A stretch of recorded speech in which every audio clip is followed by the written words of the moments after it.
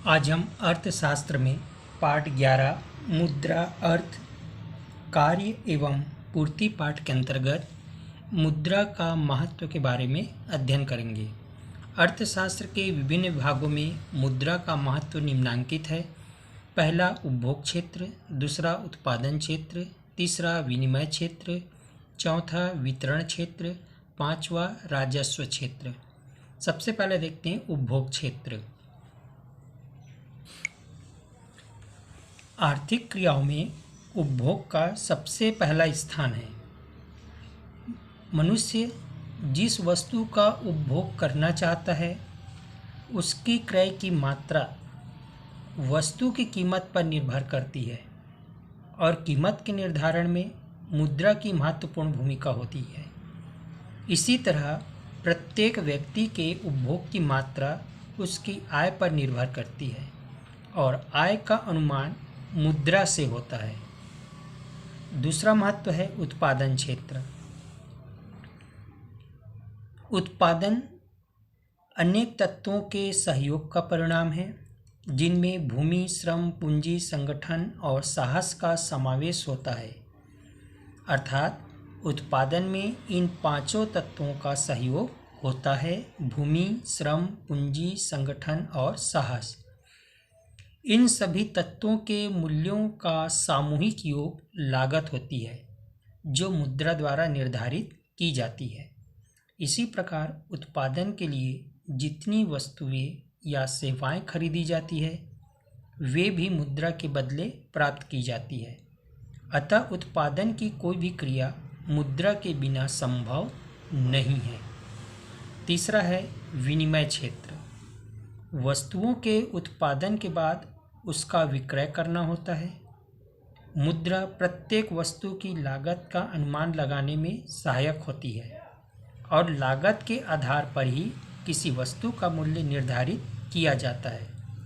वास्तव में संपूर्ण विक्रय व्यवस्था ही मुद्रा पर आधारित है।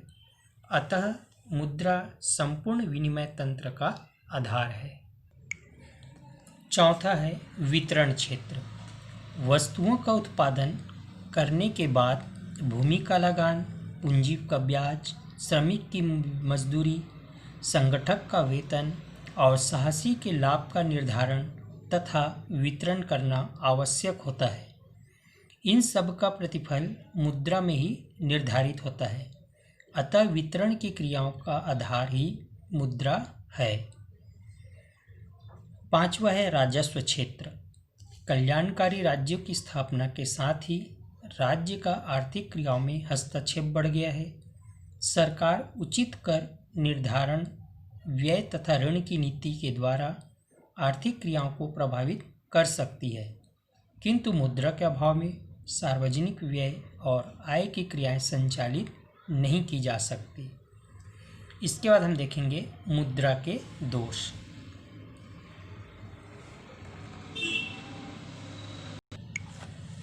मुद्रा के दोषों को दो मुख्य रूपों में बांटा जा सकता है। पहला आर्थिक दोष, दूसरा सामाजिक दोष। पहला देखते हैं आर्थिक दोष।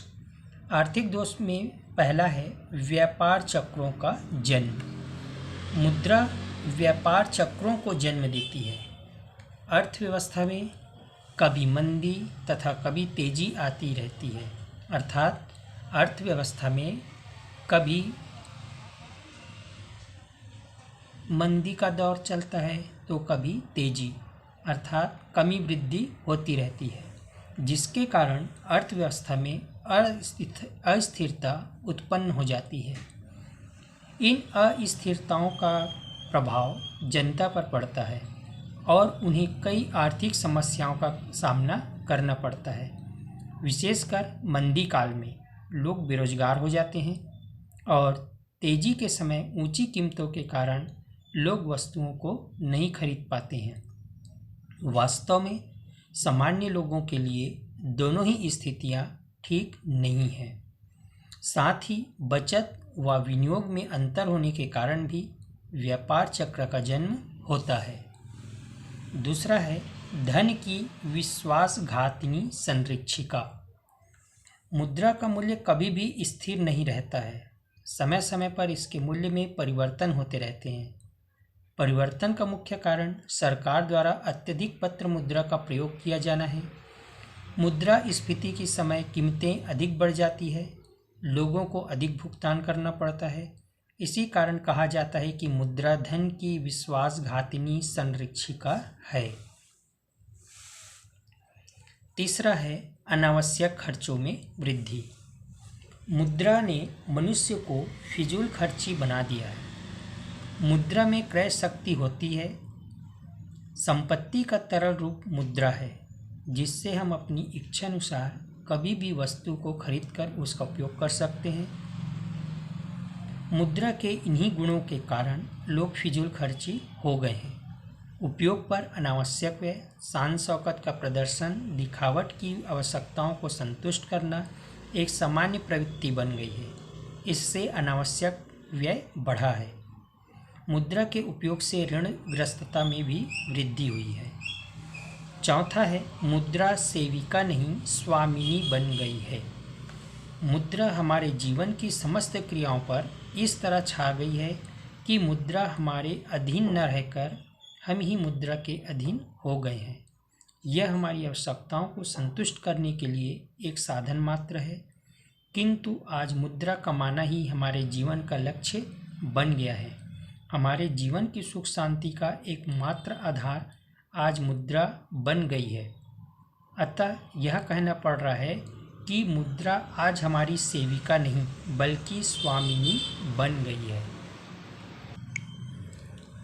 पांचवा है अति पूंजीकरण एवं अति उत्पादन का दोष। पूंजीवादी अर्थव्यवस्था में विभिन्न उद्योगों में अति पूंजीकरण एवं अति उत्पादन का दोष मुद्रा के कारण ही उत्पन्न हुआ है। साख सुविधा उपलब्ध होने के कारण कुछ उद्योगों में पूंजी का विनियोग आवश्यकता से अधिक हो जाता है। पूंजीपति अपने लाभ को अधिक करने के उद्देश्य से अधिक उत्पादन कर बैठता है और इस प्रकार अर्थव्यवस्था में अति उत्पादन की समस्या उत्पन्न हो जाती है और कीमतें गिरने लगती है, श्रमिकों की छटनी होने लगती है, जिससे बेरोजगारी बढ़ जाती है। इससे संपूर्ण अर्थव्यवस्था में अनिश्चितता की स्थिति उत्पन्न हो जाती है। अतः अति पूंजीकरण एवं अति उत्पादन के दोष के लिए मुद्रा ही उत्तरदायी होती है। अगला है सामाजिक दोष। मुद्रा के सामाजिक दोष निम्नांकित है, जिसमें पहला है समाज में व्याप्त समस्त बुराइयों की जड़ मुद्रा है। चोरी, डकैती, घूसखोरी, कालाबाजारी, मिलावट आदि समस्त बुराइयों की जड़ मुद्रा है। मुद्रा के कारण शोषण की प्रवृत्ति बढ़ी है। दूसरा है मुद्रा के कारण आध्यात्मिक विचारधाराएं नष्ट होती जा रही है। तीसरा, मुद्रा के कारण मोह एवं लालच की प्रवृत्ति में वृद्धि हुई है। चौथा, औपचारिक संबंधों में वृद्धि हुई है। पांचवा, संयुक्त परिवारों की जगह एकाकी परिवारों की संख्या में वृद्धि हुई है। छठवां, व्यक्तिगतवाद को बढ़ावा मिला है। तो ये थे मुद्रा के दोष। अब देखेंगे मुद्रा पूर्ति का आशय। मुद्रा की पूर्ति से आशय किसी भी समय विशेष पर उपलब्ध सभी प्रकार की मुद्राओं का भंडार है।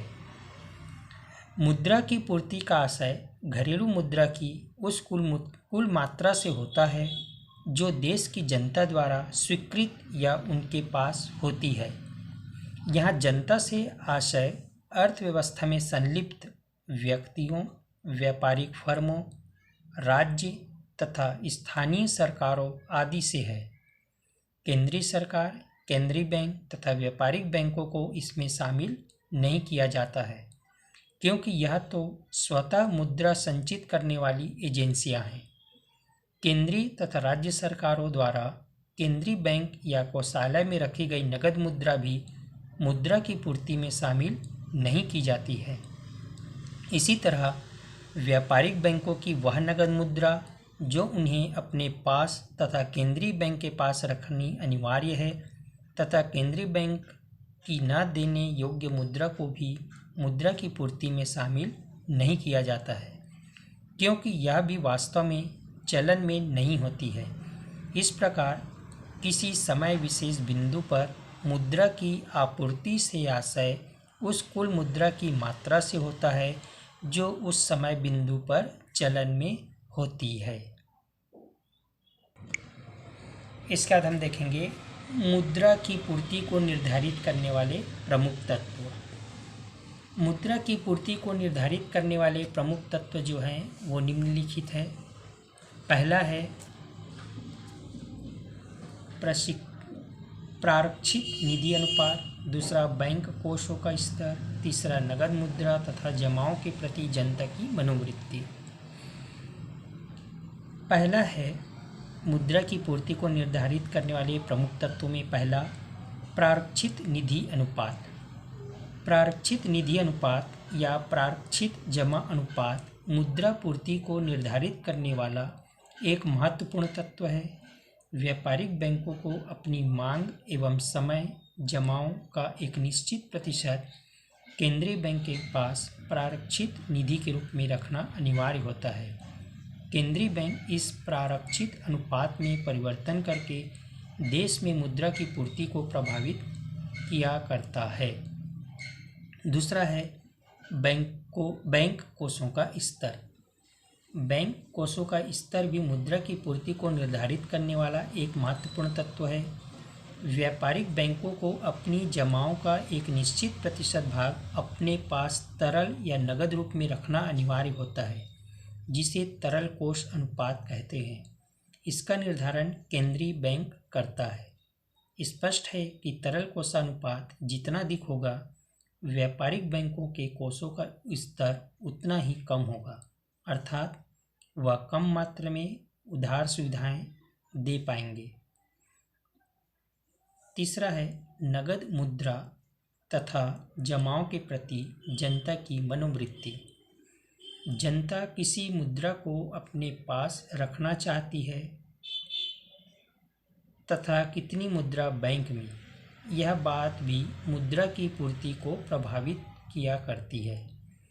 यदि लोगों की अपने पास कम नगद मुद्रा रखने की तथा बैंकों में अधिक मुद्रा जमा करने की आदत है तो मुद्रा की पूर्ति अधिक होगी।